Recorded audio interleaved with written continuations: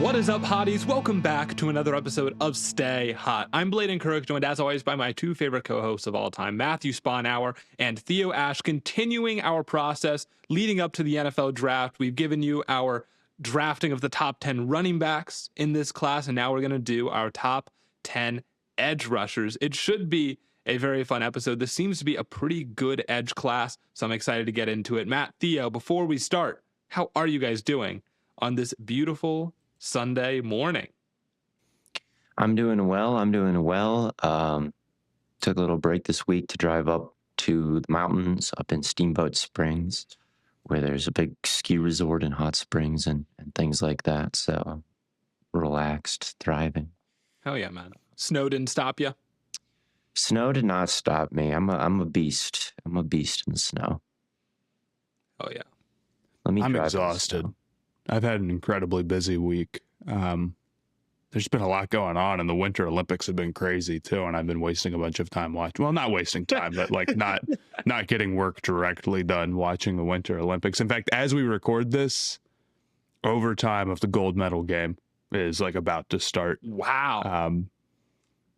Yeah, I will say it'd take a miracle on this ice for the U.S. to get a win. It is ridiculous how much better Canada is. I cannot lie. So we'll see. And then it's that 3v3 nonsense. But worst case scenario, the women's team got it done. So that's good. And the figure skating was fire too. That was a great hour of TV. Between that one and then it immediately went to the figure skating final. The Olympics are great. I love the Olympics so much. Even though I think summer's better than winter. Yeah. The winter's got a lot of good stuff still. I can't. Partial to summer. The winter has a number of like events where it's like all of the sledding. No disrespect. I just can't like. Okay, this guy bumped into the wall. Right. You shouldn't. That makes you slow down. Right. Don't do that. Why would you do that? Are you stupid? Those are not really made for TV. I'm not going to lie. The curling too has gotten to me. Like every time I turn it on and it's curling, I'm like, Jesus. I don't. You're getting so boring by the curling. It's just one where the Winter Olympics are at their best when I can just watch one thing go right after the other. Like the ski slalom down the mountain, who gets there first. That's ideal Olympics watching. And curling is like a full ass game with like 9 rounds. And like, I just am not going to be locked in enough to like figure out what point in the game we're at, who's winning, who's going to win. Like, I just would rather there be a run and it be over. So that the sledding is nice in that way, although I definitely cannot tell who is doing good and who is doing bad. But figure skating is fire. Shout out Alyssa Liu for winning gold for us for the first time in 24 years. Something like that. That was a great performance. I watched him. It's like, yeah, I don't know much about figure skating, but I can like understand why that one won gold. Like she seemed kind of free of expectation and just kind of skating with a lot of joy and passion. She was balling. I'll say it's a very stressful sport to watch if you're rooting for somebody. It's like, I'm trying to think of the comparison. Because you're watching the whole time and it's like you're just so scared someone's going to make a mistake rather than like, I think other sports that aren't quite like that. It's like if the entire sport had the stress of like a game-winning kick the entire time or something like that. So I couldn't do it. You can watch her? No, I couldn't go win the gold. Oh, you couldn't perform. Right. It's too much stress on Matt to watch. I thought you were stressed later. You're like, yeah, I can't. I'm just going to see if she got the gold or not. But she did. Unlike Quad God, I saw him fall over. That's tough. You cannot fall over. You can't fall over. Man. Can't fall over. Which I guess makes a lot of sense. Yeah. But I guess in hockey you can fall over. So it's on top of fair. The Olympics, Miami of Ohio, still undefeated in college basketball. Which, first of all, we have to stop saying Miami of Ohio. It's just Miami. It's Miami University. You definitely can't say that now that Miami is like national champion runner-up too. Like now it's really Miami of Ohio. It's extra Miami of Ohio. Dude, no. Their basketball team's 27-0. They're this close to the perfect season. They're ranked. Miles Garrett was courtside at Millette. They're really not that close to the perfect season because you got to win the championship to have a perfect season. No. And they're not that close to winning the championship. You don't know that. They might win the championship, man. I'm not against it. A perfect regular season is not a perfect season. That's true. This is true. The 2007 Patriots didn't have a perfect season. Sure. But so Miami's still a ways away, but I'm excited to watch the tournament this year. I've watched absolutely zero college basketball, so I don't know anybody, but I'm excited for that. And let's talk about we got edge players today. Yes. Rushing the passer, violent guys. I'm just drafting most violent to least violent, I think, is kind of my violent to least violent. Do you want the first pick then, Theo? I had the first pick with running backs, so if somebody else wants the first pick here. It. Okay. But I want to ask a question. Sure. Are we considering Reese an edge rusher or a linebacker? Personally, to me, he's a linebacker right now. Personally, I'm considering him a linebacker as well. Okay. I think he's got some potential as an edge rusher for sure. And I'll be real with you, I might still take him second as an edge, not second overall, but second on my edge rusher list if you told me he had to be. But I agree. I think his best moments are when he's in space. I think either way, he's somebody who hasn't played a ton of football, who's a little raw. So it feels like, you're going to have to get him a little bit more feel in coverage, or he's going to have more of a pass rushing plan. I do like him better as an off the ball linebacker. I think he's a little bit more tuned to that. And while edge is the more valuable position, I still think as a pass rusher, he can provide some of that value as an overall off the ball linebacker. Because, as a blitzer, he's gonna. There's not many running backs that have something for him. So I'm gonna consider Reese an off ball linebacker. So I'm not gonna draft him. And I agree. I think that he's somebody that you kind of want roaming around the box in some way, like wherever you think the play is gonna hit Reese. Like, why don't you get over there? Like, if that's, and a lot of times you kind of got to be off the ball to play like that. Yeah, he's just a hawk. I mean, it's ridiculous, man. As far as the edge rushers go, I think the first overall choice, we talked about this some in the mock draft. I think there's a no-brainer. Number one, it's Ruben Bain, and it's not close for me. Did you guys feel the same way? I did feel the same way. Yeah, I mean, he is a pretty. If we're not considering Reese, because I do think Reese is when you're looking at him as both a linebacker and an edge rusher, I could be talked into taking Reese over Bain. But sure, if we're eliminating Reese from that conversation, then yeah, I think it's Bain by a pretty fair margin.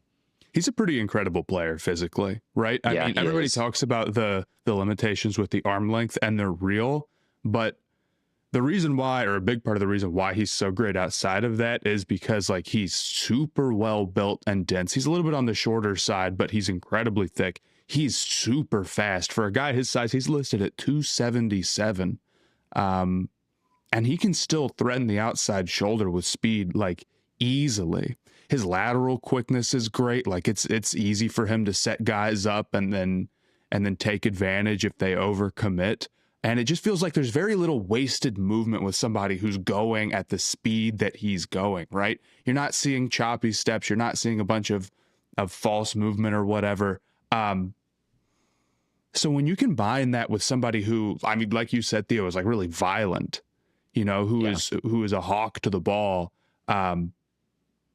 it's hard not to notice him the second you turn on Miami and all the time when you're watching Miami. I do think the arm length is going to be an issue, right?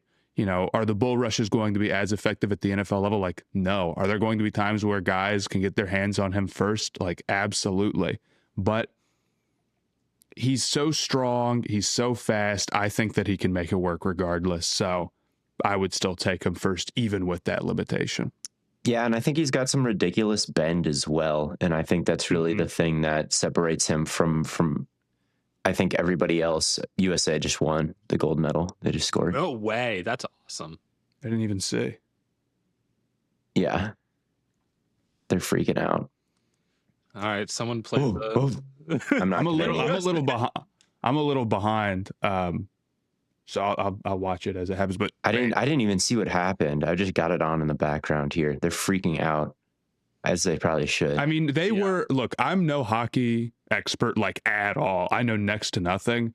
But in the second period and for a lot of the third, like Canada controlled the puck. It felt like the entire time.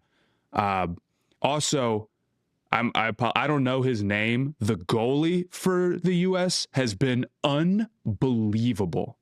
He played a ridiculous game. So shout out to him. Shout out. I just saw Quinn Hughes take a shot that almost went in, and Bennington made a ridiculous save. And I was like, damn, that was their chance right there. And then I looked at you to talk about Ruben Bain, and then I looked up, and now they're all celebrating. So I don't know who scored this goal. They have not showed a replay, but I guess by the time you listen to this, you probably know who scored the goal. So I'll stick to this. It's probably a terrible podcast. It is probably not hitting. Wow, that's crazy. Wow, they just made a huge mistake. Wow. I think they say Canada won on the graphic. What? That's not true. That's not true. They just made a mistake on the graphic, but it just said Canada 2 first golden place. goals. That's almost as that's like what the U.S. basketball did to France last year, because France kind of had them. I don't remember exactly how on the ropes France had the women's team, but France had the U.S. men's team like down in the fourth or late. Wow, they really do not want to show a replay on this. They just want to show everybody celebrating. Okay, Bain, very, very bendy for such a stout guy. Like, yeah. It's very weird to watch. I think he's not quite your first overall pick level edge because of the size and the fact that he's a little bit sawed off, and he just doesn't have the crazy length of a Clowney or a Garrett or a Mario Williams or some of these guys you want to take, number 1 overall. But I mean, he's about as good as you can be without that. It feels right. like He's got everything else. It's like if this guy had even slightly above average arms, then I really think he could end up being the first overall, or he would be that caliber of edge rusher. Well, and I don't even know if it helps. Who did you compare Ruben Bain to yesterday? I compared him to Jack Hughes. Scored it. Okay. Anyway, shout out the Hughes brothers. Big year for them. Oh, yeah. I was comparing. So on the Patreon, I'm talking about the top 20 defenses of all time, right? So go check that out. But I was watching the 2008 Steelers, and there's a lot of similarities between him and James Harrison, I think, in terms of the body type and the bend. Like, there's some sacks that Harrison had where it's just very Bain-esque. He's so short and stocky, but when he rips and starts to turn that corner, you just see the limitless ankle flexion. And it's hard to push him around, right? He's so stout. These offensive tackles are taught to flip their hips and push on their sides and try to get them up the field, but they're just so thick and low that you can't really get that done to Harrison, and you can't really get it done to Bain. So he's able to turn these corners. He's able to stop and kind of cancel that edge turn and then push the guy upfield too. He's able to kind of counter off that outside shoulder, and he's able to bull rush. I think the lack of length doesn't matter with the power rush for him as much as it matters with having to make a one-handed tackle in the box. To me, that's where there's maybe some limitations with the arm length. Is like, there's a running back running by you, there's a quarterback running by you. You've got to disengage from your guy, reach out there, and bring them down. And that, to me, is where length starts to be a bit of an issue, is maybe finishing plays like that. Sure. Or like if you're trying to win with a long arm or anything like that. Yeah, I think there's going to be some pass rushing limitations if guys are able to get their hands on him first, for sure, with the power. I mean, it's harder when your arms are short. Yeah. I don't think it's going to be like a deal breaker for him. Again, he's edge 1, but I don't think it'll be a non-issue entirely. Yeah, No, I mean, we maybe don't know not. what the measurement's going to come in yet either. Like, people are speculating 31 or less. But like this, Theo, this is why I think the James Harrison comp is kind of good, because James Harrison's listed at 6 feet tall, dude.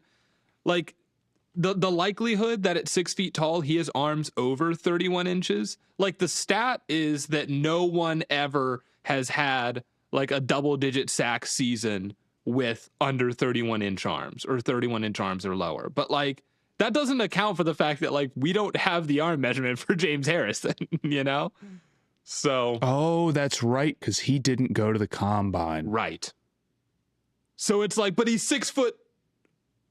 Like, if statistically speaking, he probably has a wingspan of about 76, 77 inches.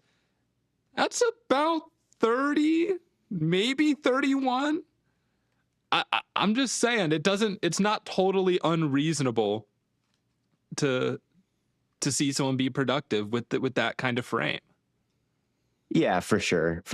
There's Harrison, there's Brandon Graham, as a guy I mentioned last episode, who's, sawed off, kind of inside out versatile. But I don't think Bain needs to move inside at all. You see that speculation of like, oh, she should be a 3 tech. Why? He's a good defensive end. But yeah, very violent. He can drop into coverage here that maybe should be 3 techs, but not Bain. Yeah. Blaiden, do you want the second pick, or should I take it? You take it. I'll take it.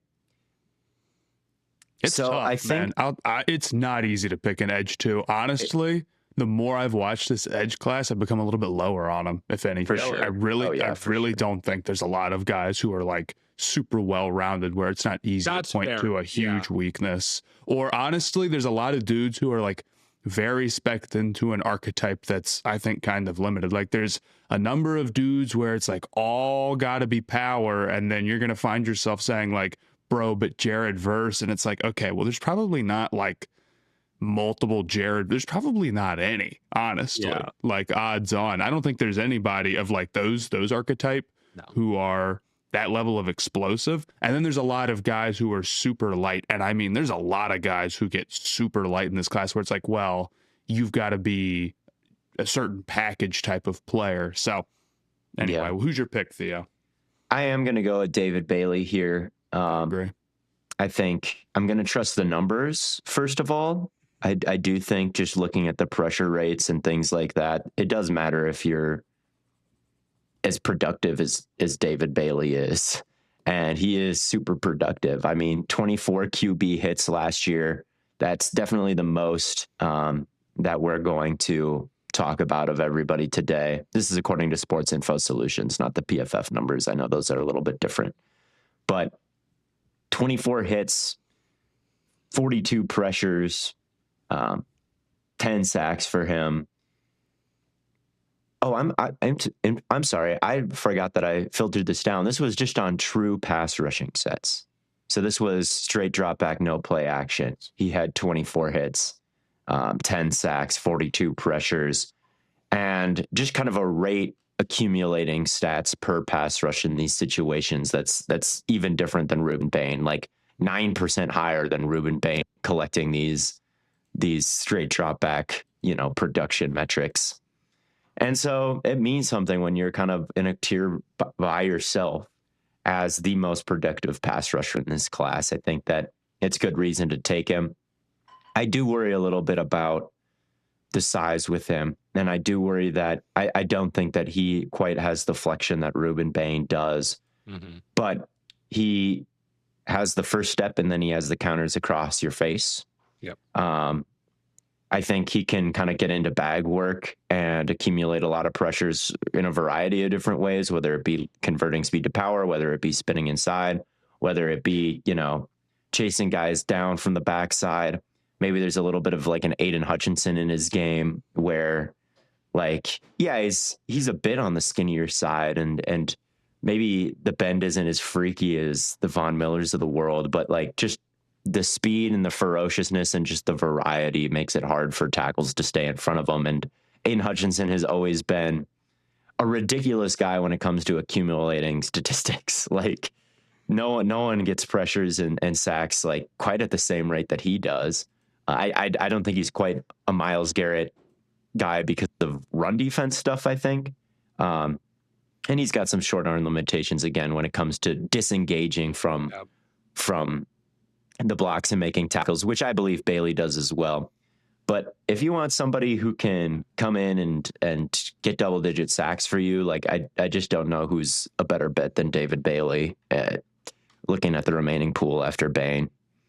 Yeah, the speed to power is really the thing that jumps out at you. That's really impressive. And he does have a really wide variety of moves. I am worried about the size, and I'm worried about he's this super like erratic player, I feel like at times.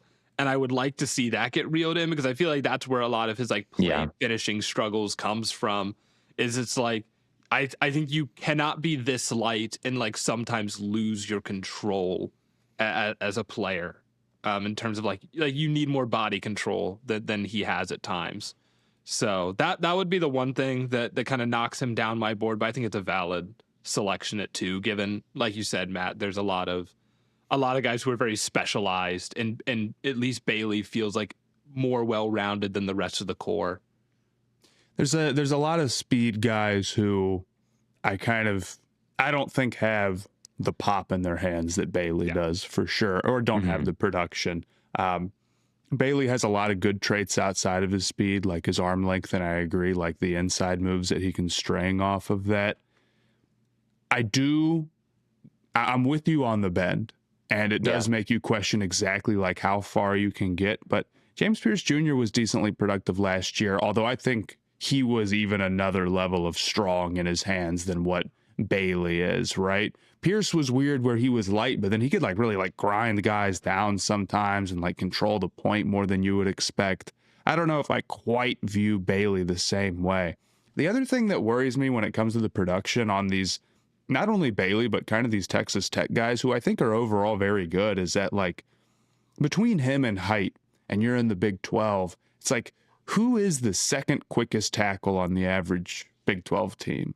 And it's like probably not it didn't seem like a very quick guy. So a lot of their wins are like these speed, like you just can't hang with me at all. You can't get back in your set whatsoever, for him and Height. And I wonder if at the NFL level, it's like not only are the guys quicker, but you don't quite have that advantage. Like if you're drafting Bailey super high, like, you know, you've seen him go as high as 2 or whatever in some mock drafts, like, you know, you're going to have him on really tough matchups. So I also would have picked Bailey here. I agree. Yeah, he destroyed ASU. I didn't like his game against Utah. I thought that was a lot of spinning into nothing, and just kind of you saw some of his limitations there. And I was pretty out on him when I watched that. I'm like, he looks like a backup. So, man, he's not a sure thing at all. He's not a sure thing at all. But watching the ASU game definitely calmed me down a lot. The timing of some of his moves, you saw the spins inside, and then you saw the power too. And it's like maybe that is kind of his game more than bend and things like that, is just kind of get off extension into the guy, knock him back, and kind of some of those counters if he can really get synced up. I would take Reese ahead of him, even if I knew I had to play him at edge all the time, without a doubt. Yep.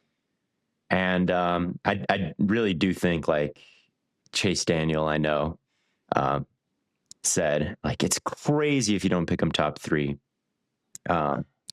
Film watchers on everywhere said that he's the best prospect in the draft. I can't get down with some of the people who are really high on him. I have a lot of respect for those guys, but I don't see it. It's funny that Bailey has kind of this dichotomy in draft circles of some people think, you know, this guy is the best pass rusher in the draft, better than Bain, like got to take him top 3. And then the's, you know, I guess people who like don't have him as a first rounder. I've seen people have him like 3rd round guy, whatever. So he's certainly polarizing. I'm definitely more on the lower end, but I think that I respect the production and I respect some of the moves that he hits. So there we go, number 2. And the more I watch Cassius Howell, we'll get into Cassius Howell. I think he's better than Cassius Howell. I think Cassius Howell has some similar issues. I'm gonna take Cassius Howell next. Sure. So, I mean, look, I'm with you on the production. I am, but like, dude, Howell is just a hooper. He's just an absolute hooper. The speed and bend around the edge, I do think makes up a little bit for the small frame. He's listed at 6'2", 248, which would be uniquely small for an edge rusher in the NFL right now. But dude, his ability to just dip and rip and like, he's got this great spatial awareness and hip fluidity. I've mentioned this before. We talked about him on a different episode, and the lateral quickness jumps out to you. He can, make plays out on the edge, both defending, obviously the pass rusher, but then like he can defend cutbacks in the run game. I've seen him be great at batting passes down. Like, he can find ways to impact the game in a wide variety of ways, despite being smaller. I think there is kind of a lack of, I think, power maybe in his lower body, but just as like a speed guy and an ability to set the edge, like I think he's got enough juice to make an impact. I mean, I don't think he's going to be a rundown player like at all. No.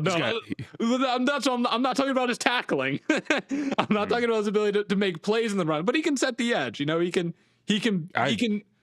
or not set the edge, but he can be available in the cutback lane. He can be there. I think the issue with Howell, I agree that like he's bendy in a way that like a lot of the speed dudes aren't or whatever. But like he's going to be, I think, a purely pass rush or like a purely third down type of package guy. He's not.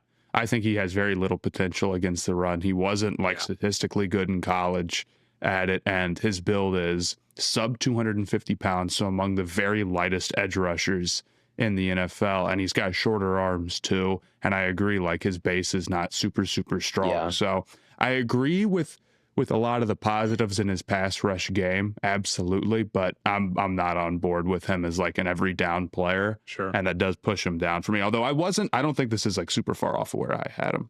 No, and this is like in our mock draft, I had him going to Dallas, and I do think like that is kind of an optimal landing spot of like he gets to be opposite of Eziraku, and they have Quinnen Williams in the middle. So he doesn't have to be this like dominant run defender. He can kind of just pin his ears back and get to the QB a little bit.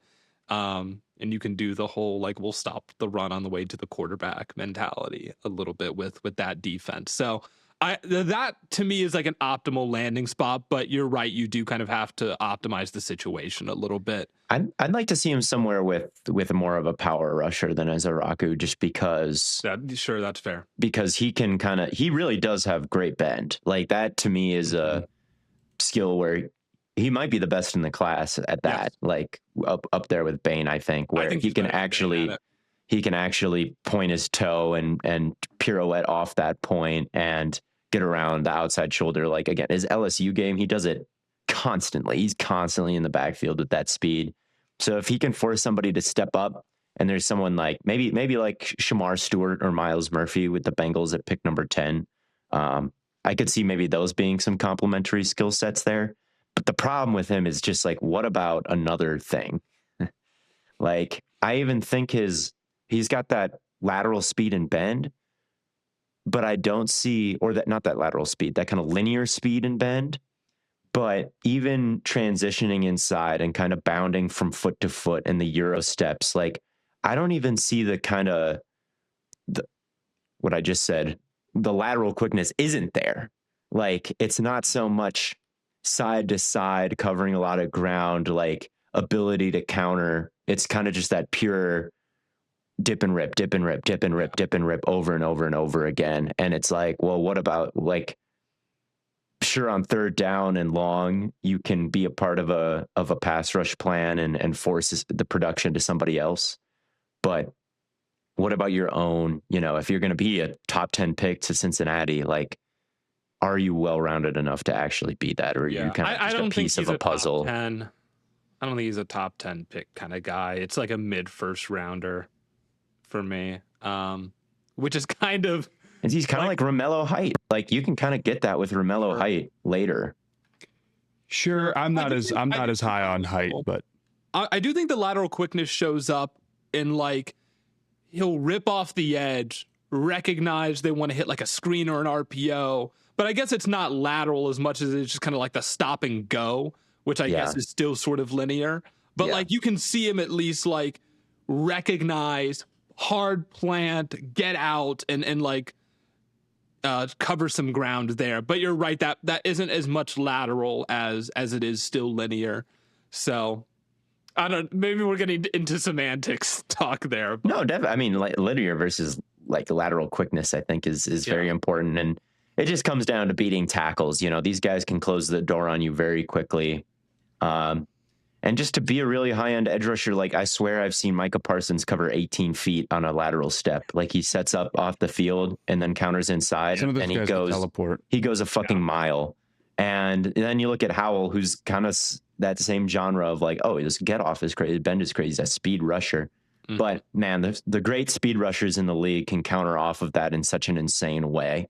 And I'm not sure that Howell has those insane counter moves to complement his speed. Like even Bailey, I think has more of that to him. Yeah. But I do think because the bend and the speed around the edge is so good, it's not like an unfair pick here at 3. Yeah, it's just I think his bend is the best in this class. Like he's absolutely unreal at that. It jumped off the screen immediately. Are we snaking here, or are we going back to you, Matt? We can snake. Let's try to make it a fair.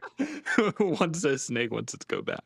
Okay, if we're snaking here, I have the next pick, and I will take my other darling, Akeem Messidor, the other guy at Miami. You know, there's a lot of times I honestly wanted to count this, and I wish I had. The number of times where Messidor and Bain are, where it's like one is in the backfield and the other isn't, I feel like the answer might be 0. Because every time one is back there, I'm like, dude, they both could have had the sack there. They both could have had the run stop. Those guys just win at such a high rate. It doesn't matter what side they're on. Like sometimes they line up next to each other, and you'll see Bain coming off the edge, and you'll see Messidor lined up over the guard.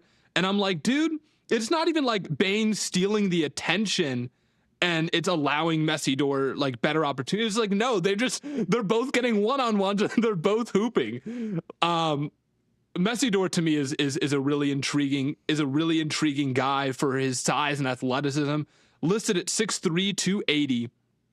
I mean, I could see him coming and getting measured in a little bit lighter because he looks really lean for 280.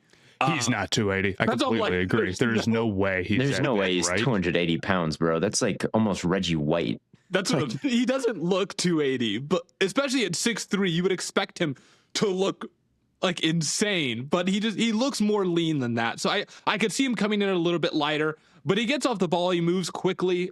If he is at 280, like for that size, that'd be completely insane. I think he also has really nice bend around the edge. He's also pretty consistent with speed and being able to rip through tackles and around guards and stuff. Like he's got I think a pretty total package as well, and more counters than he's the most technically refined pass rusher for sure. And I don't even think it's close. Now he's got to be because he's 25 years old right now. That's the knock. But I completely agree. I look at Messidor. I think he's a fine athlete for the NFL. And truly, like, you know, some of these guys have major limitations. I'm like, all right, this guy isn't a majorly limited athlete, and he's technically very, very sound. I would say that if he really did come in at 280, I would say, man, his play strength is like not that great for a guy that size. I don't think he's like a beast against the run, but I think he can hold his own. So I think I would have gone Messidor here too. I will say, like, if this was my team's first rounder, I would be like, damn, it's a tough draft. Because while I do think he's kind of refined, he's also, again, 25 years old, meaning if you draft him in the first, he's going to be 31 when you're giving him a new contract or whatever, 30. Yeah. And he's had an injury history, and it's like a foot issue, which is, you know, like I said last episode, ranks really highly on the concerning injuries list. So I'm fine. I'm fine with him here. I mean, again, it would have been my pick, but I do think those things like knock him down significantly for me. And, no doubt. And there are some plays where like I get a little bit concerned with him on stunt sometimes because I see him kind of come across the formation and then like a guard will kind of set in front of his face and sort of shut the door on him. And when he has to like win like head up, Matt, I think you're right. Like the play strength doesn't really show. He can't really drive you back anymore. Like I think he really wants to be able to kind of, you know, rip through or counter and come back across your face. And if he has to run through you, I think there's possibly some problems there. So I don't really like him. I don't view him as much more than like a rotational guy in the NFL. Like he's been in college 5 years. He finally broke out. He's not 280 pounds. He just locked in, bro. I'm 25 playing 18-year-olds. I agree. I agree. Although he looked good against. He looked good, but I just didn't see. I think there's a lot of guys in the NFL that if you drop them in Miami, they could get 12 and a half sacks. Go think about the Packers pass. If you dropped Kingsley and Igbara in Miami University, could he get 12 and a half sacks in college? University of Miami. Miami University's the sure. If you put him in South Beach, if you put him in Florida, like I just think that there's a lot of guys across the league who could do this Messidor shit, and because he's the only 25-year-old who gets to play next to Ruben Bain, he's the one who's actually in that situation, and now gets to be, you know, ranked in the teens for a lot of people, ranked ahead of Bain for some people, like. It's crazy to me. I did see a Brett Coleman tweet. It was like, the more that I watch number 4, the more that I like number 3. No. You can like Messidor, but please, like, can we just keep him below? No, Bain, but please? I don't think he's going to end up ranking Messidor over Bain. But like, I do kind of get where he's saying. Like he said 3 is greater than 4. Yeah, but like. I look, all I'm saying is I understand where he's coming from, because if you're watching Bain, you're like, holy shit, who is number 3? Just say that then. Like, just say, if that's what your intention is, just be like, man, I watch Bain and I get really impressed with Messidor. You don't like, but he said 3 is greater than 4. So the insinuation there is that Messidor is better than Bain. I don't agree. But I get it. I don't get it, but he's just not fluid at all like that. He's on the ground a whole lot more. I don't think his play strength is as big. I don't think he's as rugged. Like, I don't think he's as fluid stringing moves together. He's on the floor a lot more, like getting knocked to the ground. I just don't see a 12 sack NFL guy. I just don't. I feel like he's fine in a lot of areas, and, you know, someone who can be a decent enough player against the run and collect some sacks. But like, I don't see like a standout edge rusher at the NFL level. Like I said, think about the Browns. How many Browns could get 12 and a half sacks at Miami? Could Alex Wright get 12 and a half sacks at Miami? Like, duh. Yeah, I don't know. Right now, he would cook. Like, so many 25-year-old players are. Yeah, but that also plays into like they've been playing in the NFL, right? It's like maybe. But so is he next year. Yeah, but like he's never going to play in college ever again. Yeah, but he hasn't been playing in the NFL right now. So like. That's the thing when you watch these prospects. Like when you watch Caleb Williams, to use an extreme example, Caleb Williams hasn't changed at all. Like Caleb Williams looks exactly the fucking same as he did in college. Most prospects don't change a lot. You just knew when you watched him in college, like, hey, yeah, like this is crazy. This is crazy. I would want him to be my franchise quarterback based on this tape. You know, and I look at Messidor and it's like I wouldn't want him to be my franchise pass rusher based on this tape. Maybe not, but we're not taking him. Solid. We're not taking him into the top 5. Right. We're at number 4. We're taking him at like the back end of the first round. You know? Yeah. Yeah.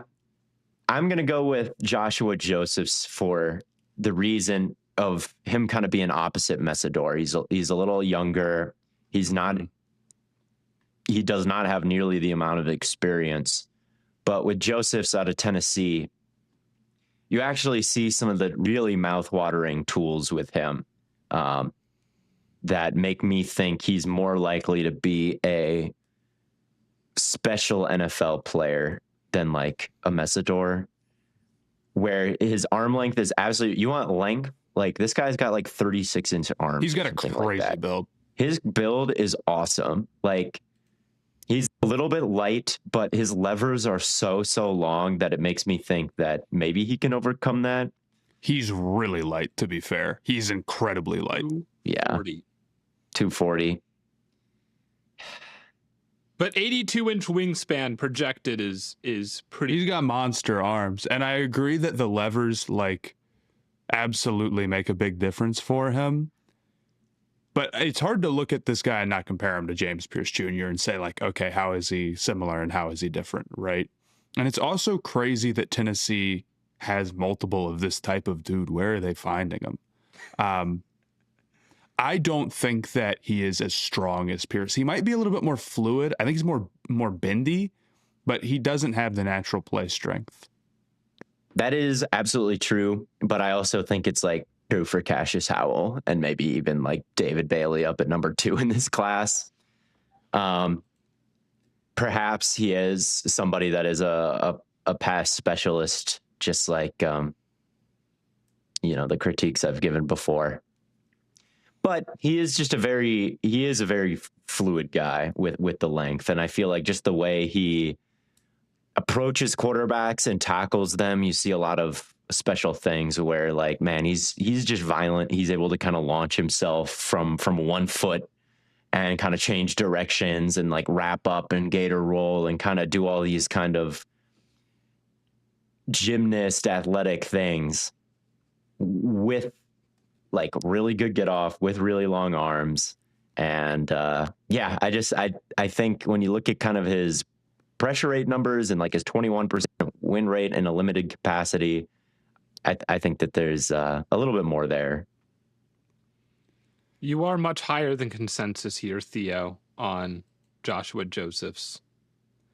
I am. Where is he among edge on the consensus board? He's like a second rounder, right? It's not. I'm not overall. But I'm not these taking guys some really guy who's like from That's true. Alcorn State, not on anybody's radar. This is somebody that will go in the second round for sure, I think. Yeah. Like, and we're kind of at that point, I feel like. But yeah, I guess like Jacques, Overton, Moore, and Josephs are all kind of bunched together at like the 60-ish range. So yeah. And when you want like Overton plays completely out of control. Like he's somebody who's just kind of this frenzy. And I think Joseph's has a lot more of a plan, like a lot more of a concise. I'm going to show him my power, right? I'm going to make him feel the length, and then I'm going to cancel that and go around the edge and use my bend. And there's like, a process that he has. He kind of understands how to set guys up in ways that chisel out spaces for himself. And then like Overton, who's getting projected at the same time, is just like the Tasmanian devil flying all around without actually like doing all that much. It is fun to watch. He was awesome. Like at the Senior Bowl, it was awesome his one-on-one reps because he just would go out and move as many limbs as he could, as far as he could, in as short of amount of time as possible, which was fun. Overton's not out of control against the run necessarily, though. I think he's pretty solid against the run. I think, against the run, but as a pass rusher, he can be a little bit all over the place. The other thing about Josephs, he's not nearly the play finisher that Pierce is, and that's a high bar because I think Pierce was special really in that regard. But this is a guy, missed tackle rate last year like 24%. Really? Yeah. So I can get down with ranking him highly. Like I see it, and even some guys that I thought I felt stronger about, I watched more of, and I've kind of tapered on a little bit here, like TJ Parker. Again, one-dimensional player. Right. It's a lot of guys who are one-dimensional. Maybe I feel like with the strength, it's a little easier to like really get on the field. with that one dimension. Maybe. I think you need to have some get off. Like the reason verse works, and that's what people are going to go to, Matt, like you mentioned, with a lot of the big power guys. The reason verse works is because his get off is crazy, and so he can. It's not just power. It's like he does the speed to power, and then when he hits you, you fall on your ass. You know, and a lot of guys don't have that. A lot of guys are just kind of like stand up, and they have the lower body to not get moved, and they have a little bit of the upper body to really pop you in your chest, but they're not really driving you anywhere, right? And so that's not that functional. Keldrick Folk is kind of like that too, Theo, who we watched. Yeah. So, and we were not the biggest Folk fan. Yeah, Falk's still on the board here at another one where there's a huge discrepancy in how people feel about him, but we'll see. We'll see if he gets taken. We'll talk about him when he gets taken, if he gets taken. If he doesn't get taken, we'll talk about him. But that brings it to my pick. That does bring it to your pick, Matt. All right, first off, I do have to say I'm getting a kick out of watching the medal ceremony here, where they have gone down first off, they go down the line, they give the silvers out to Canada. Brutal, dude. And the stuffed animal. Then they go down the line and give the golds to the Team USA. Every single one of those guys is grinning. And then they go back down the line and give all these guys a stuffed animal. all these huge hockey players and anthem. I don't even know what it is. It's just a memento, I guess. But they gave Canada the same thing. The medal is a little bit better as a momentum, personally. Yeah, that's probably true. Shout out. Having a gold medal would be so fucking sick. I think about that all the time at the Olympics. Is like, there's just nothing I'd rather have than a gold medal. I know. That would be my number one sports award you could possibly get. Really? I mean, there's stuff that's like better. I think like, okay, harder to win an NBA MVP or something like that. Surely, like you got to be like the best basketball player in the world for a long time or whatever. Yeah. But like a gold, the Olympics are just so cool. A gold is just so sick. Yeah. And like if you win in a big event, like you are like you win in ice skating, you win in I would say hockey or basketball, you win in like the 100-meter or something like that. Dude, it's like, man, 100-meter gold medal. 4x4. 100-meter gold medal is a pretty fucking sick thing to own. Like, yeah, I would take that. But yeah, I'm the fastest man on the planet. I'm the fastest guy. I'm the fastest guy on the entire fucking face of the globe. Like, I don't know if there's anything better than that. That's such recess, right? Like you're like a 9-10-year-old at recess, and it's like, oh, let's see who's faster. That's like that, win. But on a global adult scale. That's adult. Who's the fastest person? It's just, yeah, it is. Yeah. Sick. It is sick. I would love any medal, but especially a gold. Definitely, especially a gold medal.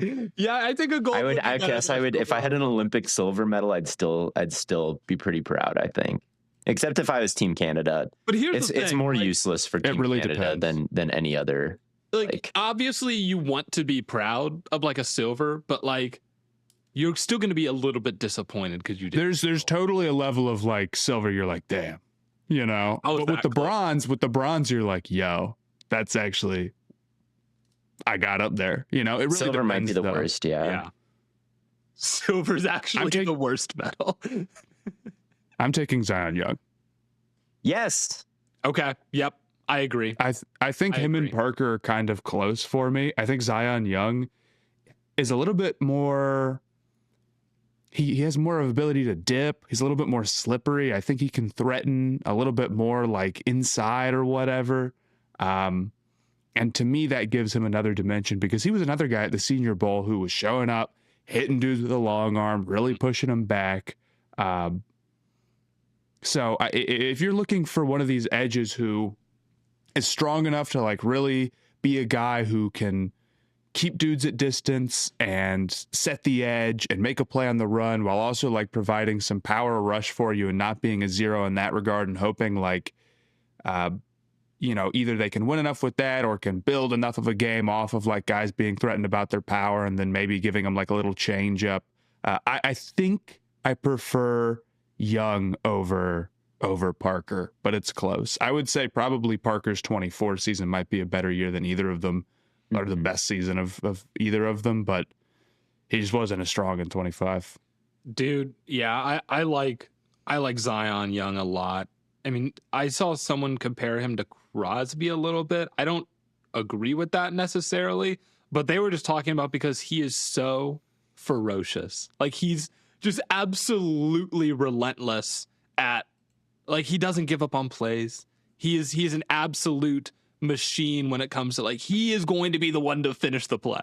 Like he is not going to let someone slip through his fingertips, and if he does, he's going to circle back and make sure that he gets his get back. Like he really has that dog in him, and I just absolutely love that. I love watching someone who is just like all go all the time, high motor, and he absolutely has that.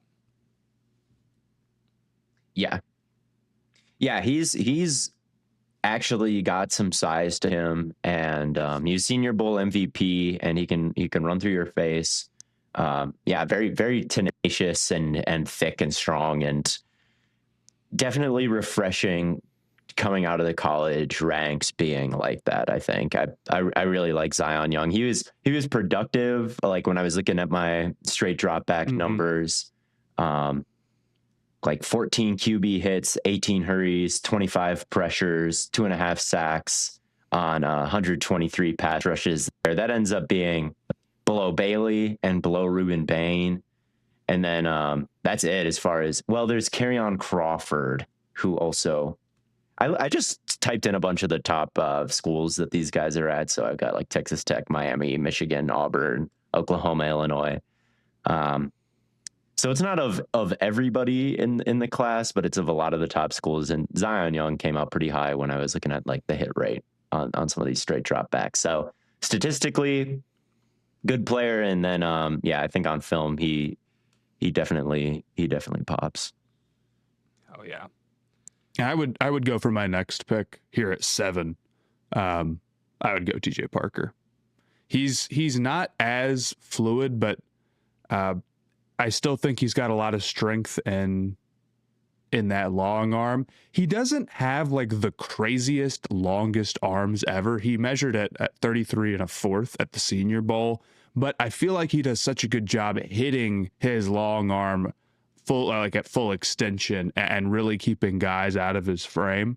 And he had solid production in college as well. I don't think he's got quite the explosiveness of like a Verse or like one of these pure power guys, but I do think he's strong enough to hold up against the run. I thought his anchor was pretty solid. And I think he's someone who'll be easy to get on the field compared to a lot of these other guys. So he might go in the first round. I'm starting to feel like that might be a little high, but there's going to be a whole lot of in this draft class. So we'll see. And he was a highly recruited guy. He's a talented player. Yeah, for sure. Yeah, I'm not super high on him. I do agree he probably would be more second round for me. But I think it's notable that, like, you're right, Matt, his 24 season was really, really good. And like, he probably could have been a first rounder last year in the draft. And I think that does speak to some level of maybe the type of player that he could be in the NFL. It's like, maybe this season wasn't as productive or as eye-popping, but if we were considering him as a first-round draft pick last year, maybe there should be some grace there. How many? Well, I don't think he's changed is the thing. Like, I don't know if he was like a different play style in 2024, like a different player. I just think that he's kind of one-dimensional, and I think people are looking at him as kind of, who's up next, like who's going to be a first-round pick, like who's going to be a first overall pick. And when you're looking really far into the future, I think when you hit a certain productivity benchmark and you got size and you're young and you play for a Clemson, right, like this powerhouse program, it's like, that he checks all the boxes. But I mean, there was a time when we've mentioned Pierce a lot in this episode, but there was a time when Pierce was like the number 1 overall pick in the draft, right? Yes. Yep. And you watched him, and it's like, well, he's not really going to go number one. Like, he's a 240-pound power rusher. Like, how on earth is he going to go number one overall? That's just not the archetype. And then when the draft actually rolls around in a couple years, he's the 20th something overall pick. And you're like, yeah, that makes more sense. So I think with Parker, I don't think he's different. I don't think that he like fell off in a crazy way. I just think like, you know, you're a marked man at some point when you get that hype, and when you're one dimensional, yeah, it's kind of easy to have your numbers dip. I think.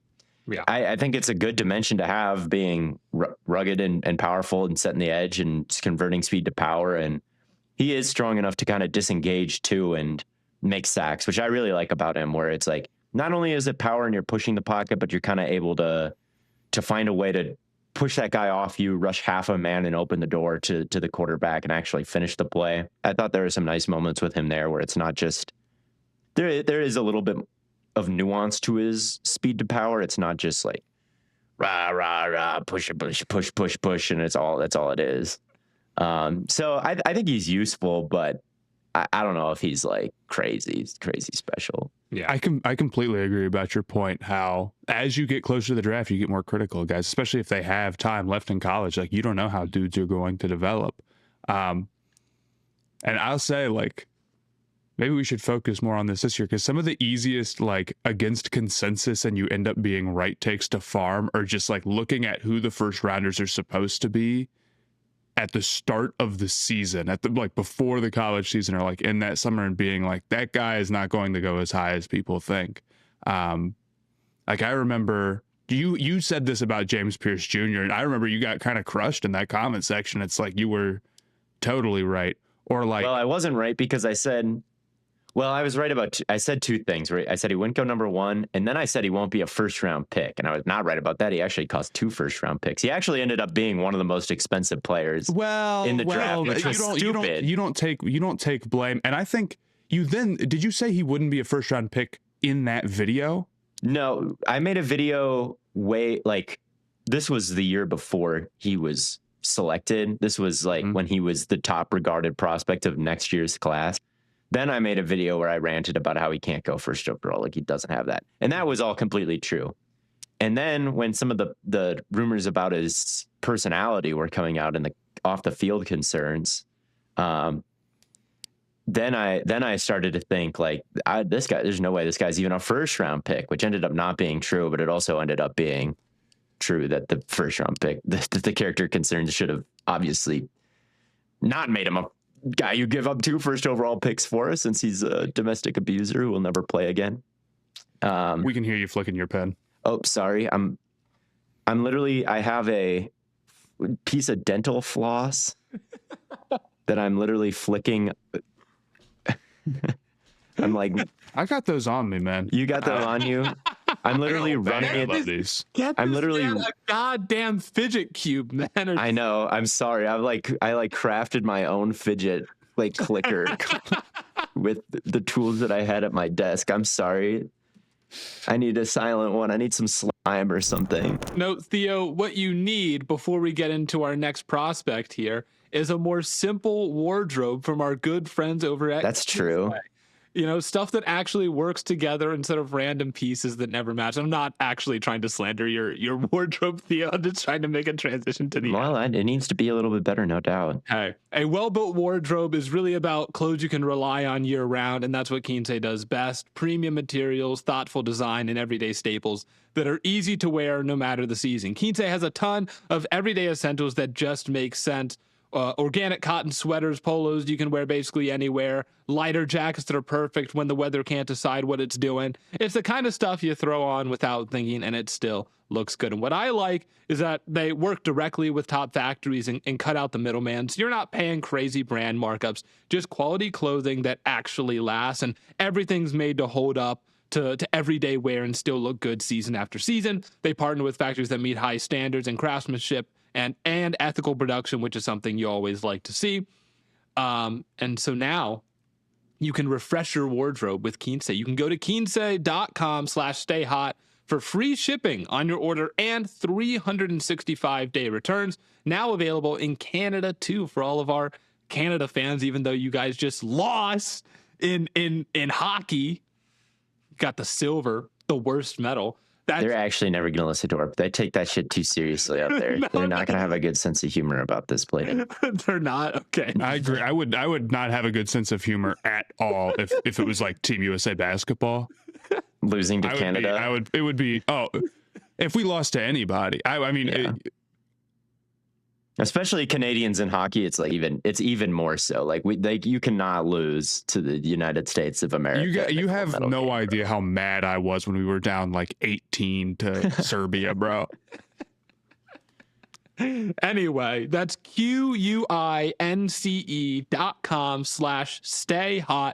Free shipping and 365-day returns. Kinsey.com/stayhot. And I do have to talk about one more new friend of Stay Hot, because we got to talk about mental health a little bit, something very real. You've seen guys like Cam Newton talk about it on their shows recently, but it's one thing that's gotten better over the last few years is people being more open about therapy, especially for guys. There used to be this idea that you just deal with stuff on your own, but honestly, therapy is just another tool. If something's off mentally, it makes sense to talk to someone the same way you would if something was off physically. And one thing that always stops people is how hard it is to actually get started. You hear about long wait lists, or you try to figure out the insurance of it. It's all confusing, and a lot of people just never take that first step. That's why Rula is really interesting. Rula is a healthcare company that makes therapy easier to access.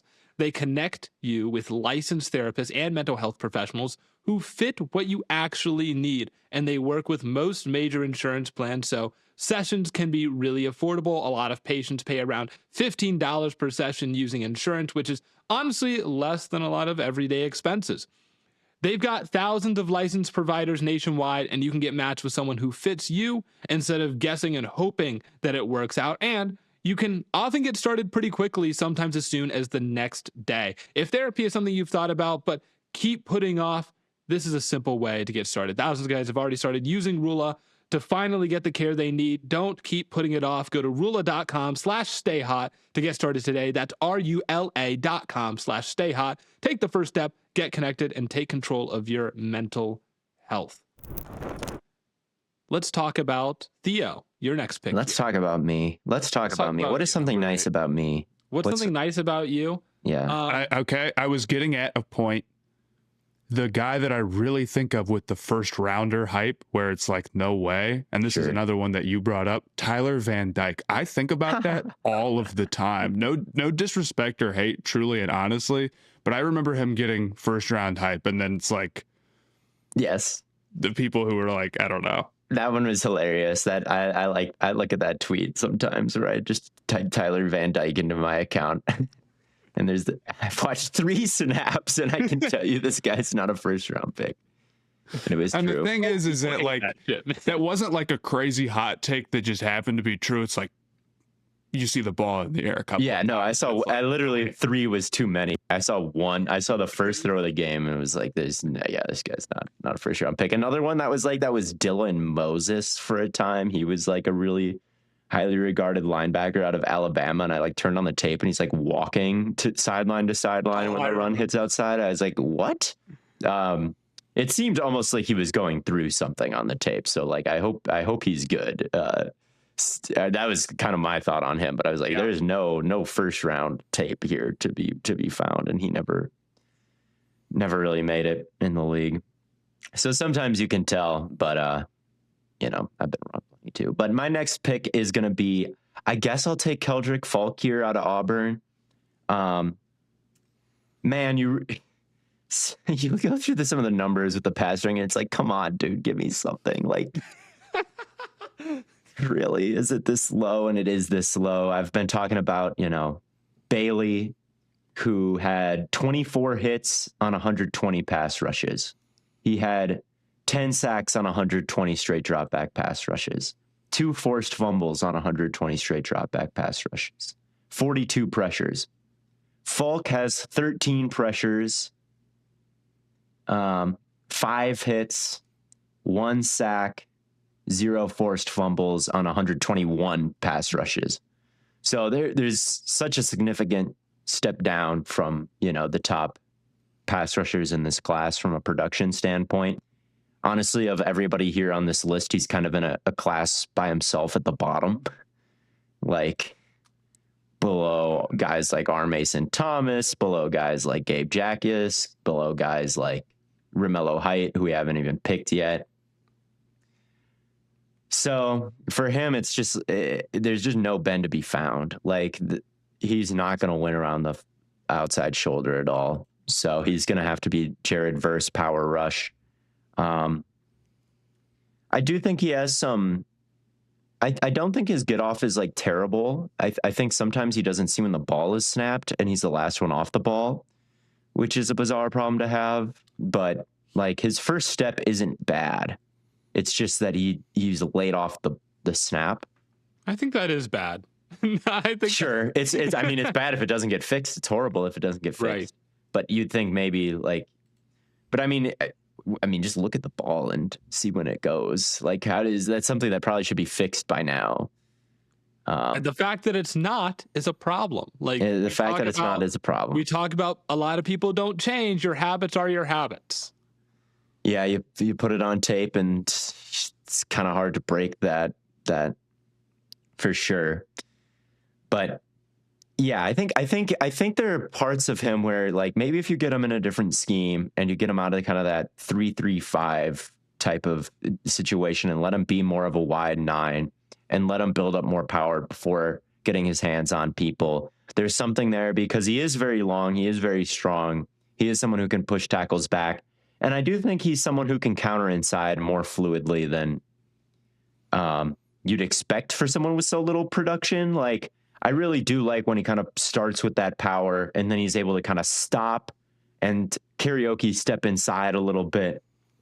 And he's able to get in the backfield that way with some of those inside counters. I think he's got more of maybe that lateral quickness that I was talking about Cassius Howell lacking of like, once you're kind of started up a track, how can you get inside? I actually think Falk has some of that he flashes, but he's not in that wide 9 a whole heck of a lot where he gets kind of the opportunity to have the runway to do that.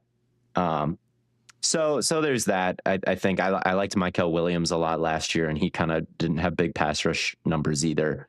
But Falk, he's just silly sometimes. Like he'll jump up and try to bat passes when the ball's like not thrown. Yes. There'll be a pump fake and he'll look for the ball downfield and it's not thrown. I saw that one time where Ty Simpson pump faked him and then he like tracked the ball through the air, like looking at the wide receiver, and then the ball wasn't even thrown. I'm like, bro, get your head around. Like, that wasn't thrown. And he's like literally looking at it like a spectator watching a home run in a baseball game. I'm like, the play's still happening, Falk. Yes, dude. So there's just like some awareness moments that I don't like. The get off is obviously a part of that.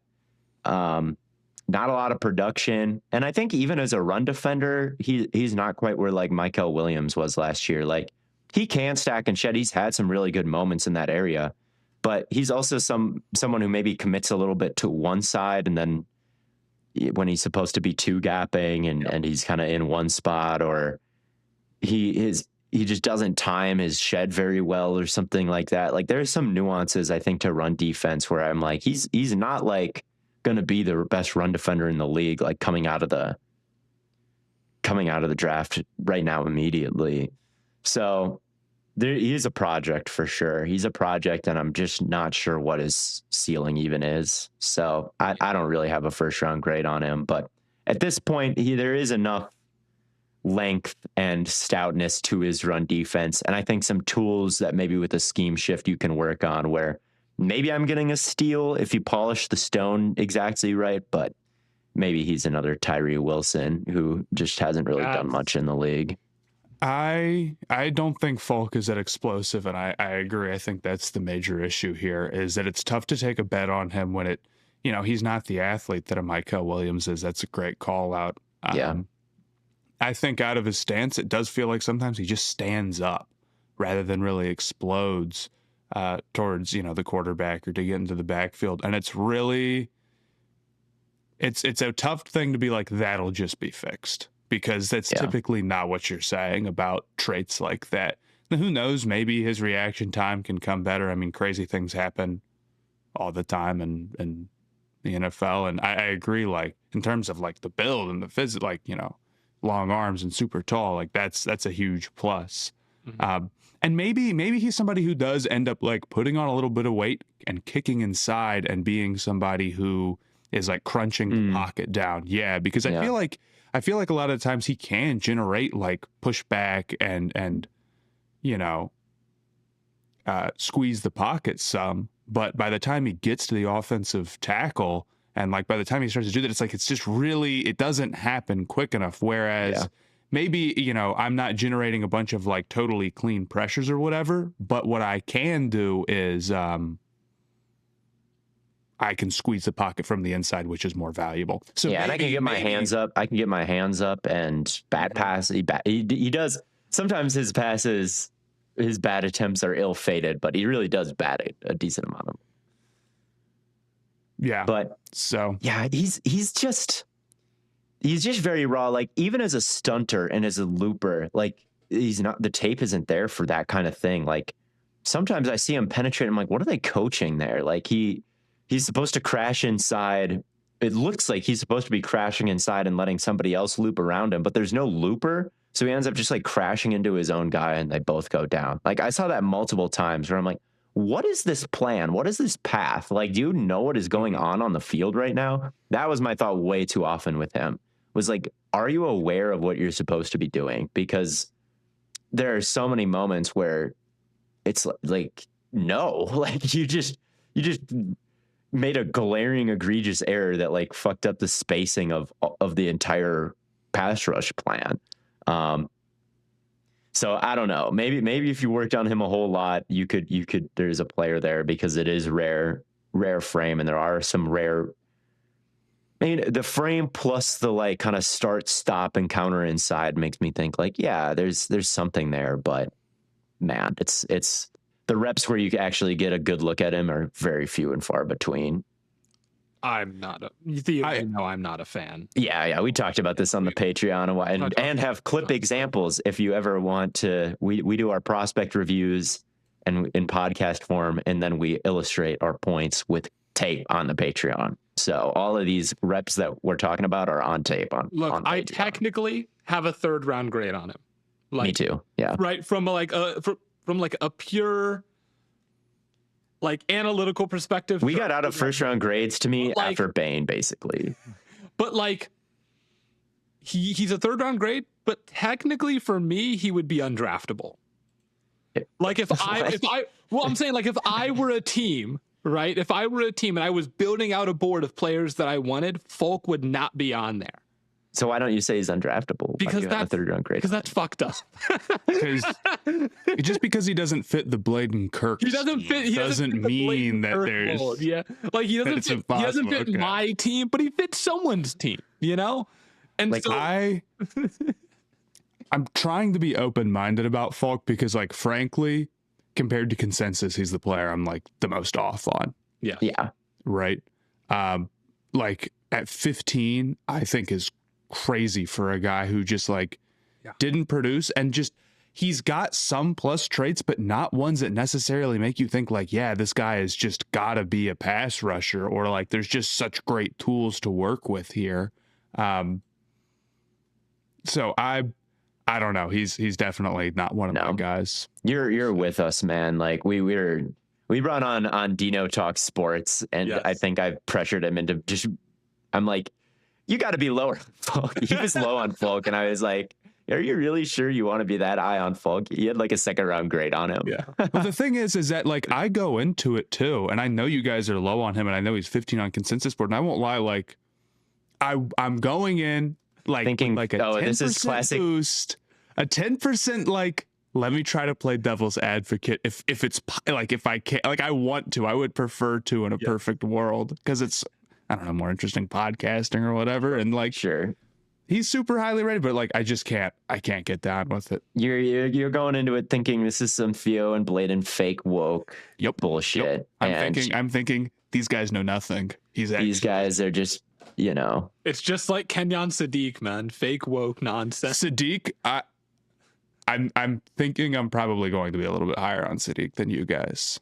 That's We'll fair. see. Just Sadiq look at the has- tape of him actually catching the absolutely ball. fucking blitzed for saying Sadiq is a third round guy. I don't think it's crazy. I like the thing that scares me about Sadiq is like the tape of him actually catching the ball. Like the tape of him blocking and even running routes. I'm like, eh. And then I watch him catch it, and it's like the most beautiful display of That's body like, control. dude, I'm like, yeah. maybe. And look, it's not the tight end episode, but like, at what point is he just like a receiver who's 30 pounds heavier than? Yeah, but Kyle Pitts and like Travis Kelce and Trey McBride and Those guys, these guys are all good. yeah, I guess. I'm just like, Brock Bowers. I would rather, but dude, Trey McBride was a third round pick. Where was Travis Kelce draft? You know, like, yeah. I'm just saying, like, But yes, they're there's a good. they're Hall of Famers, you know. I'm just saying, like, is there a good football player in there? Sure. And that's the difference between my take on Falk and my take on Sadiq is I'm like, with Sadiq, I do think he was a good football player.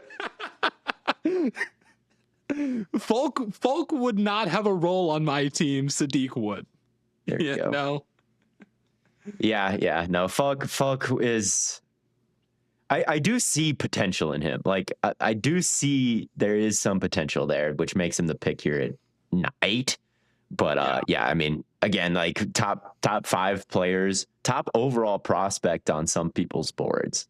Like I know Nate Tice, so and me and Nate see eye to eye on a lot of stuff, like quarterback wise, I think. But man, he had Falk number 1 on his big board. This was a few months ago, so maybe he doesn't feel the same way. Wow. Like I don't see it. I don't see it. This draft is crazy with the edges and where people are on them. Like I'm like, everybody's gonna have a different list apparently. One thing to kind of derail the entire podcast. Yeah. I am completely on your side about the down stuff. I think that people are really, really off about that. And the whole like safety value debate has been really frustrating. First off, like there is a level of you have to play the draft that you're in. And I mean, I feel like one of my big draft philosophies is like, yeah, safety's not a super valuable position, but let's what's the reality of the players available right now? Yeah. You know? Downs is clearly in like another tier from a lot of these guys. He's a top tier prospect at his position. But really what bothers me is the doubts about like whether or not he can be like a first team all pro level guy, because maybe he doesn't have like a truly world-class athletic trait to point to. Because I mean, that's the criticism that Daniel Jeremiah and a lot of these other guys make, right? Yeah. Here's what bothers me. The same thing basically was said about Kyle Hamilton, right? He was first overall on a lot of people's boards or whatever, or he was hailed as like a true, honest to God blue chip before the season even started. And then he made good on that with his tape, right?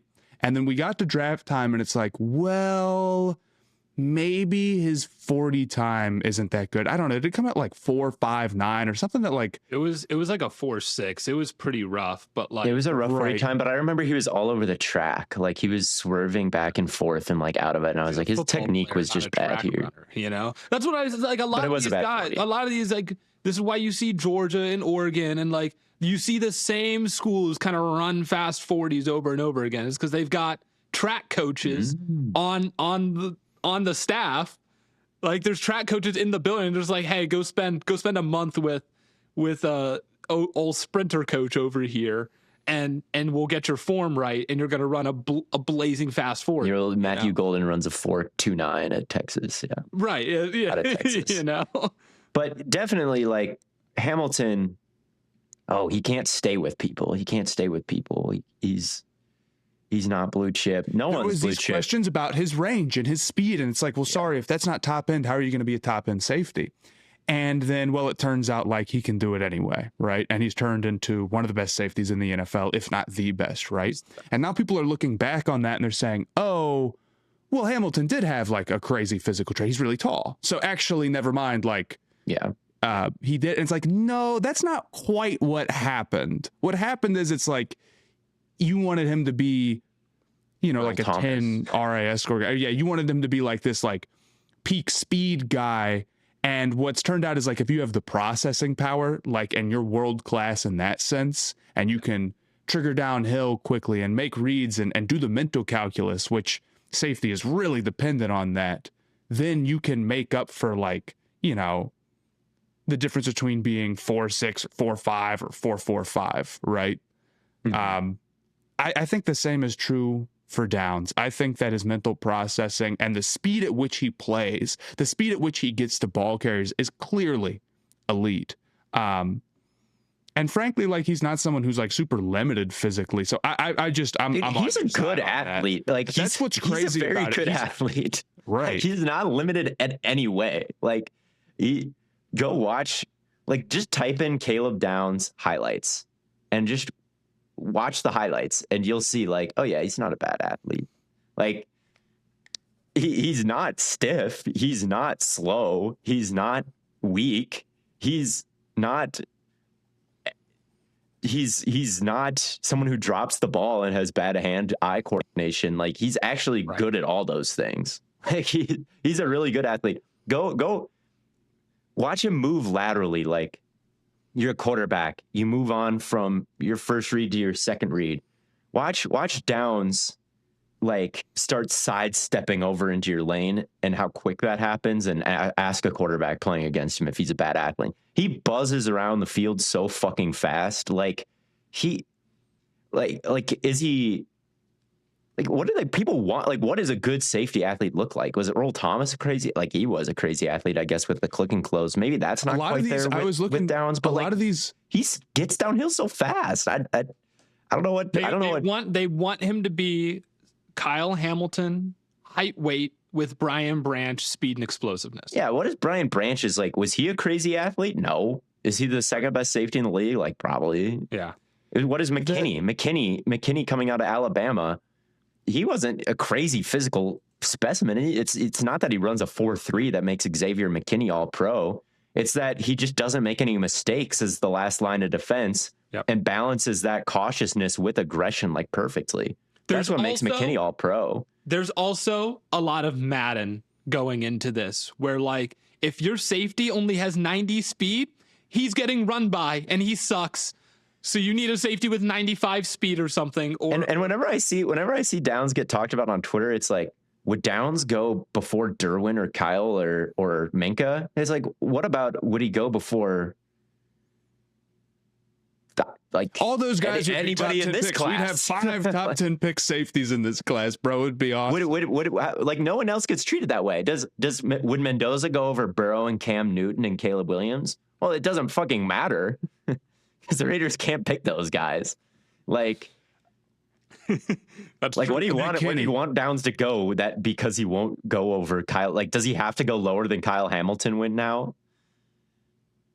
McKinney, 6 foot, 201, under 31-inch arms, under 9-inch hands, 4.63 40-yard dash. Like, just not like a physical specimen in the slightest, but yeah, like, transformed the Packers defense when he arrived. Yeah. Like, no one hit we were the second best deep ball defending team behind Fangio's Eagles in 2024 after McKinney came. Like, and he was just as good this year, just didn't have the interceptions. And I think Downs is a lot like McKinney, but he's got better hands. Like, he's Downs is an elite player. Downs' is fundamentals taken to the highest level, and that's all eliteness is to me, is like the fundamentals of the sport taken to push to, like, the extreme, to the point that you, like, do them in any situation. And I think that's Downs. And this is an edge rushing episode, and I'm gonna make a TikTok about Downs. But yeah, I appreciate the validation, because I like. Aren't the fact that you're comparing Downs to all-time guys, doesn't that, like, tell you something about where he should go in this draft? But whatever. Yeah. I mean, look, people will comment on the mock draft that we did, where Theo took Downs and then I took Love, and they're like, why not just make it a big board episode? Well, if it was a big board episode, Mendoza wouldn't have gone. That's all I'm saying, man, you know? Yeah, you got to balance the positional value of quarterback. That's why we gave Matt the first pick, which you're muted, by the way. But we also picked plenty of team needs. Like, although I do agree, Love at 3 was like you know. But the Cardinals do need a running back, Yeah. and the Jets do like need a safety. But the Although Jets they need a safety. Shout out Malachi what Fields. position are we? What position are we not picking for the Jets? No disrespect. Exactly. Yeah. Right. Anyway, Regardless. Blaiden, who's our ninth edge rusher here? Who are you going to take? I think I'm gonna take height here. Yeah, I like it. Just look. I mean, we're kind of in the thick of it, and I'm not the biggest height fan, but I do think there is at least some like juice around the edge as far as like his bendiness is really nice. And Theo, I know you said you ranked this from like, what was it, like most ferocious to least ferocious or something. I kind of think if we're doing it on that level, height could be a little bit higher, because I think coming off like his first step, and then when he really rips through, I mean, it kind of reminds me of Howell and a lot of the movement skills. Sure.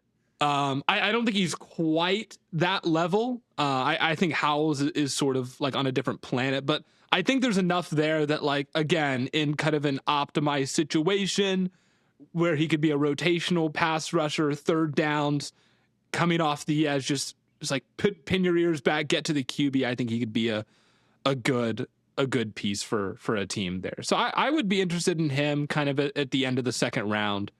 Because I think his traits are good, and he's got pretty decent size, if I remember correctly. He's pretty skinny. He's pretty narrow, but his numbers are good. I mean, next to 6'3", 240. Yeah, I was thinking Derek Moore's the guy that has the better size, but he doesn't move very well for me. Yeah, I wasn't crazy. I was impressed with him at the Senior Bowl, but on tape I wasn't as impressed. But with height, he's productive too. Like, he has good sack numbers and hit numbers and pressure numbers and all of those things. Like, they're better than where Falk is at. They're probably even better than where like Joseph's is at too. Yeah, he's someone who blends a little bit of physicality, like he'll and plan with his overall archetype, which is someone who goes around the edge, but he'll bring that power first and try to set guys up and stop their set before going around. He's got counters inside. He's got a lot of tenacity and motor to like never stop. Yeah, I think at 9, height is a good pick. Yeah. And then for the 10th guy. Theo, before we get into the 10th guy, I want to hear about our good friends over at Square.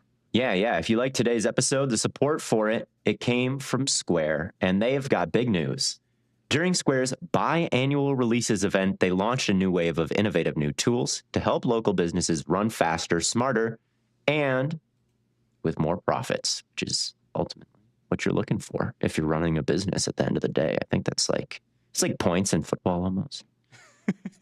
You want points, you want monies. You want your points to go up, and this is the meta, bro. Trust me. The Square meta. This is the meta. It's like the Fangio scheme. Or I guess McVay. But they've got AI that answers your toughest questions, to tech that simplifies food orders and tracks every single dollar. It's all live, and it's built for businesses like yours. Whether you're starting fresh or you're scaling fast, Square helps you keep up and get ahead and stay organized. I would imagine, I don't run a small business, but I would definitely need Square to help me understand what the hell is going on. And right now, listeners can get up to $200 off Square hardware when you go sign up at square.com/go/stayhot. That's SQUARE.com/go/stayhot. One word, stay hot. Visit Square to get started, because the right tools make all the difference. I know that my favorite coffee shops here in the Denver area are on Square. I looked it up. I looked up Rooster Cat Square, and they're on there. And they're on a tight ship over there. So there's a real world example of somewhere that works well, that I go to all the time. And it's a shame that I kind of have to dox myself for this ad, but you know. I mean, do you live like in the coffee shop? No, I don't live in the coffee shop. And I drive miles and miles and miles to go. Okay, so you're not really doxing yourself. Doxing I drive myself really is long. like, when Sophia made me the Stay Hot road sign, she also made one of my address after I bought my house. And I was like, oh, I should put that in my office too. And I'm like, wait, no, bad idea. One time I did leak my phone number when we were doing a March Madness bracket, Matt. We did a live ranking of logos, and then I was gonna share the final bracket that we made. So I was gonna like airdrop it to myself, and I pressed share and all the options to share, and it was like share to 507 ... and then like 200 people were in there, and like immediately my phone was blowing up. But anyway, yeah, go to square.com/stayhot to have access to Square's most powerful tools yet. If you are ready to sell smarter, run faster, and stress less, you can get, again, up to $200 off Square hardware. So you're saving money right away at square.com/go/stayhot. Run your business smarter with Square. Get started today. Oh yeah, love. Who should our 10th player be? Or go ahead, Matt. Go ahead. Can I say something about Romello Height? Can I say two things? Number yes, one, please. The point about athleticism that we were making about the safeties, I do think it's different position to position. Obviously, like I think the athleticism is like way more important to be a special athlete for like an edge rusher than it is to be a safety. And you know, not that Downs isn't a good athlete again, but there's a difference. There is a Number difference. two, Romello Height, I feel you guys. He also weighed 234 at the Senior Bowl, and he's 25. So I am a little lower on him. Yeah. And I didn't realize he was quite that old until I started looking at the film. And then as far for who we want, I don't know. R. Mason Thomas maybe comes to mind. For sure. I'm down.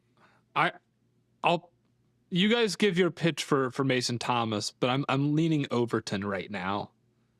So he's on my short list. I just think Mason Thomas has a bunch of speed that threatens tackles, and I think he's got enough bend to make it work. And I don't know. I saw some people kind of like praise him as a run defender. I'm really not there with him like at all. I saw some people praise his anchor specifically, and it's like I really don't know if I agree with that.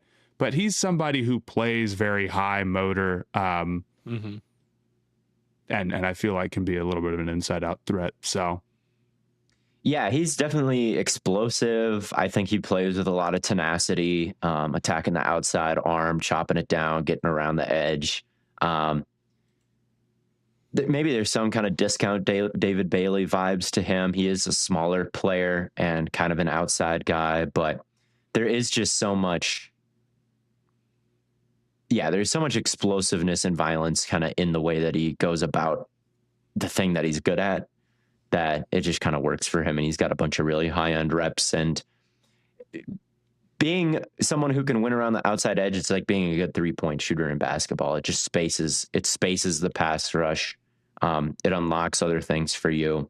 And so to have adding R. Mason Thomas is like adding a shooter, right? Like even if it's a Seth Curry type shooter instead of a Steph Curry type shooter, it's good to have those guys who can kind of, win around that edge. But obviously, sure, he is undersized and may not be a Kawhi Leonard type guy. Yeah, I guess my thing, and like I look at Overton is,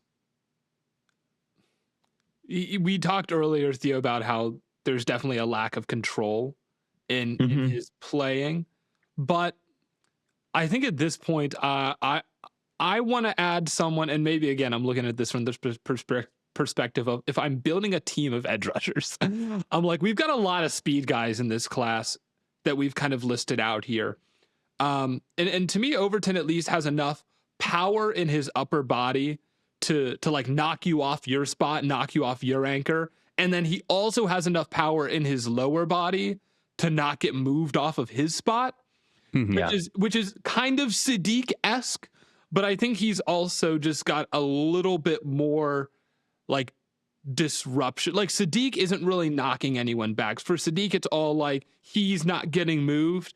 With Overton, I'm like, he can move people. He can at least like initiate contact and drive people a little bit. And that's to me someone I think I would like to add, but I can also get behind the Sadiq? tenacity. Yeah. Do you mean Falk? Falk, yeah, dude, I'm talking about all my third round guys here. Yes, Falk, not Sadiq. I don't know why I said that. It's Probably okay. because I We compared forgive them earlier. Thank you. Thank you for your forgiveness. But yes, Falk, kind of like Falk, not like Sadiq. So I can get behind doing Mason Thomas for the tenacity, but I liked the kind of full body strength that, even with the kind of craziness and lack of control, the full body strength of Overton I think is intriguing. Yeah, he's a weird edge rusher because he's kind of in that defense. He's a tweener kind of between edge This and is a guy that defensive I think you tackle. could move to 3-tech. Yeah, Mm-hmm.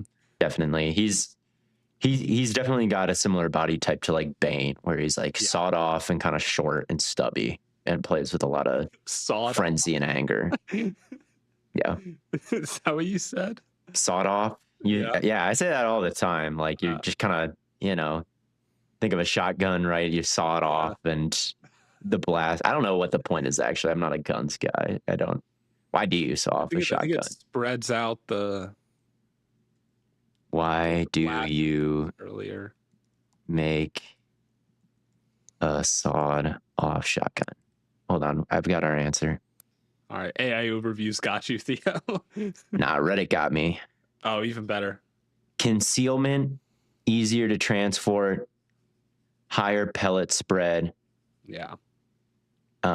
Easier handling, lighter. Okay, so it's just a little bit more of a, like you get some of the benefits of having a pistol, but it's like a fucking shotgun. Okay. Yeah. And I've always thought of it as the pellet spread thing where it's like. Yeah, so really the good reason to be sawed off if you're an NFL player is because you're easier to fit on the team plane. You're more comfortable on those overseas flights.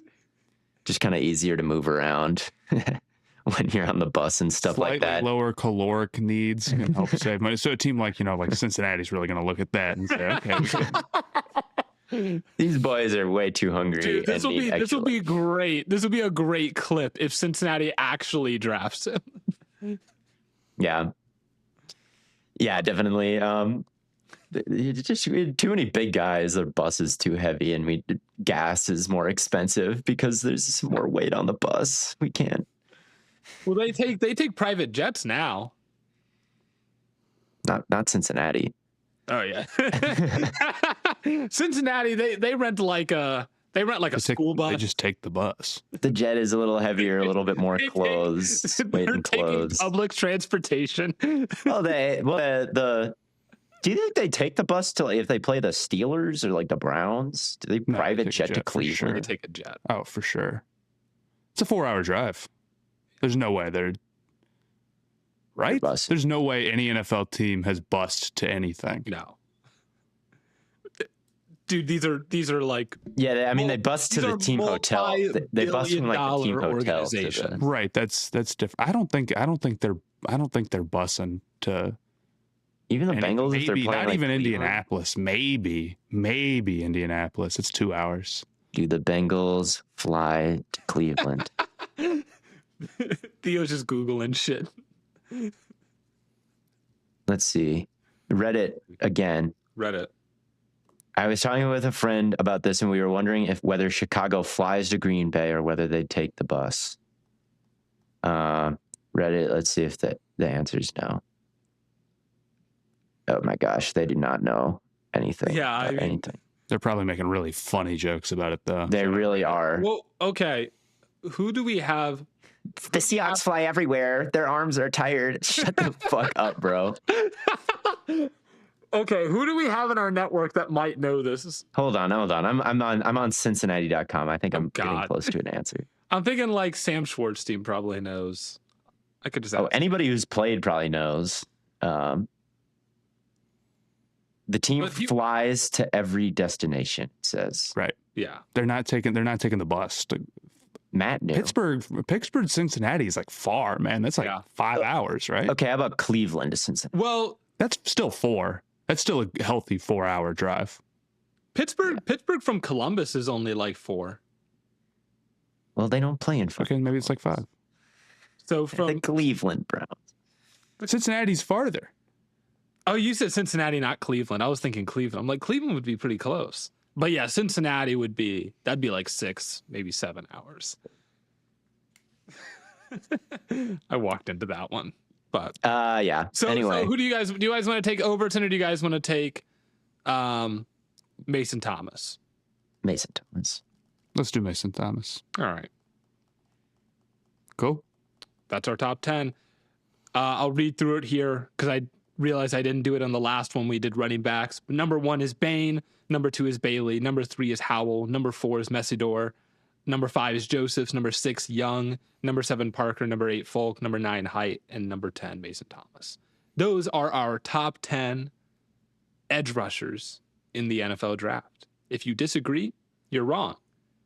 And until next time, thank you all so much for tuning in. Again, if you're looking for some more content from us, there's always the Stay Hot Patreon. Matt has some NBA stuff coming out.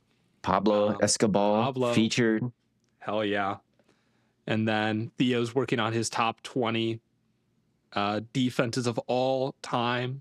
We just did 20 through 11. Part 1. Yeah, part 1's out. Part 2 coming out soon. Yeah, I thought you were going to try and do it in one part, and then we finished. I was like, oh, that would be 3 hours. Yeah. Yeah, no. Come learn about Ted Hendricks and the 1971 Colts. Oh, hell yeah. Hell yeah. But thank you all so much for tuning in. And as always, until next time, from your favorite fellows here at Stay Hot, we will catch you on the flippity flop.